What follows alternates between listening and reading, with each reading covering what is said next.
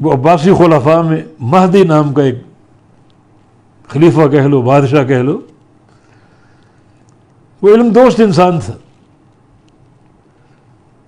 ایک دن اس کی مجلس میں ایک یہودی آ گیا،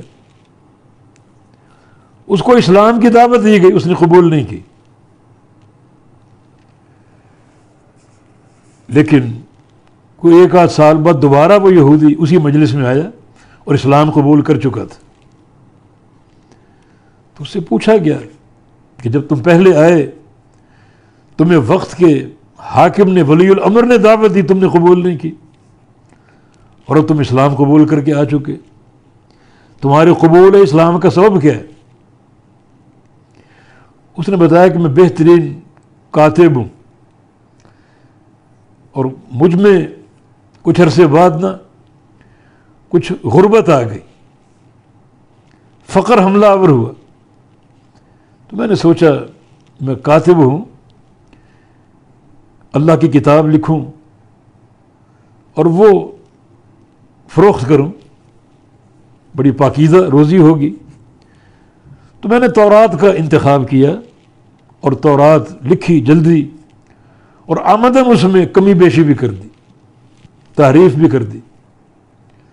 یہودیوں نے وہ نسخے مجھ سے خرید لیے، بات ختم ہو گئی.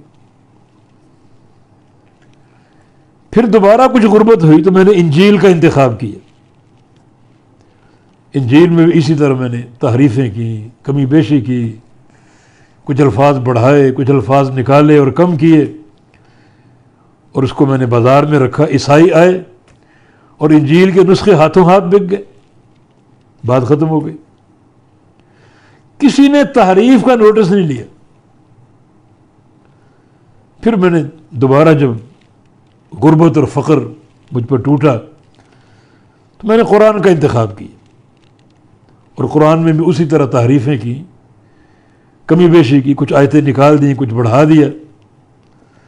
مسلمانوں نے مجھ سے ان سے خرید لیے، اور 2 دن نہیں گزرے سارے میرے پاس آئے، تم نے یہ غلطی کی، یہ غلطی کی، فلاں آیت کو چھوڑا، فلاں اضافہ کیا تم نے. اور 2 دن کے اندر اندر پورے قرآن کی تصحیح کرا لی گئی. بس یہ سبب بنا میرے اسلام قبول کرنے کا کہ یہ کلام الرحمن ہے. جو سلوک میں نے تورات کے ساتھ کیا، انجیل کے ساتھ کیا، کسی کو کوئی فرق ہی نہیں پڑا، نہ کسی نے محسوس کیا، نہ کسی نے اصلاح کی ضرورت سمجھی. تو قرآن پاک قیامت تک کا معجزہ، ہر تحریف سے پاک، لا یاتیہ الباطل، باطل اس تک آ ہی نہیں سکتا، نہ آگے نہ پیچھے نہ دائیں نہ بائیں سے. اسلام قبول کر لیا. یہ قرآن پاک معجزہ خالدہ محمد الرسول اللہ صلی اللہ علیہ وسلم کا جو اللہ نے آپ کو عطا فرمایا.